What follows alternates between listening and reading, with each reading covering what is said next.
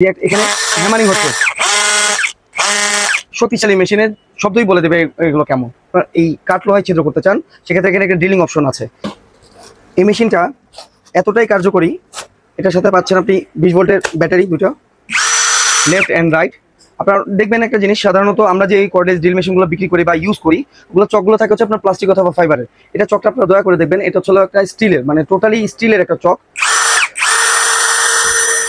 এবং এটাতে অপশন আছে হচ্ছে 3টা। আপনি যদি স্ক্রু লাগাতে চান সেক্ষেত্রে এই যে স্ক্রু অপশন আছে, এখানে স্ক্রু আঁকা আছে, এটা হচ্ছে স্ক্রুর অপশন। এখানে লেফট, এই যে এখন রাইটে চলতেছে মেশিন, লেফট। এরপর যদি আপনি স্ক্রু বাদ দিয়ে আপনি যদি চান কাঠ লোহা অথবা স্টিলের ফুটো করার জন্য, সেক্ষেত্রে আপনি অবশ্যই এটা অপশনটা এখানে দিয়ে এখানে কাজ করতে পারবেন। এই মেশিনটার টর্কটা আপনি কন্ট্রোল করতে পারবেন। আপনি যদি 2 ইঞ্চি বা 3 ইঞ্চি বা 4 ইঞ্চি স্ক্রু যারা কাজ করে তারা চাইলে এটা টর্ক কন্ট্রোল করে, যেমন এটা একদম 15 নিউটন মিটার মানে 15 NM এই কাঠ লোহায় ছিদ্র করতে চান, সেক্ষেত্রে এখানে একটা ড্রিলিং অপশন আছে। এই অপশনটা দিলে আপনার শুধুমাত্র তখন কাঠ লোহা স্টিলে আপনার ছিদ্র হবে। এখানে এইচ লেখা আছে, এটা হচ্ছে হ্যামারিং অপশন। এখানে যদি আপনি দেন, এখানে হ্যামারিং হচ্ছে, শক্তিশালী মেশিনের শব্দই বলে দেবে এগুলো কেমন।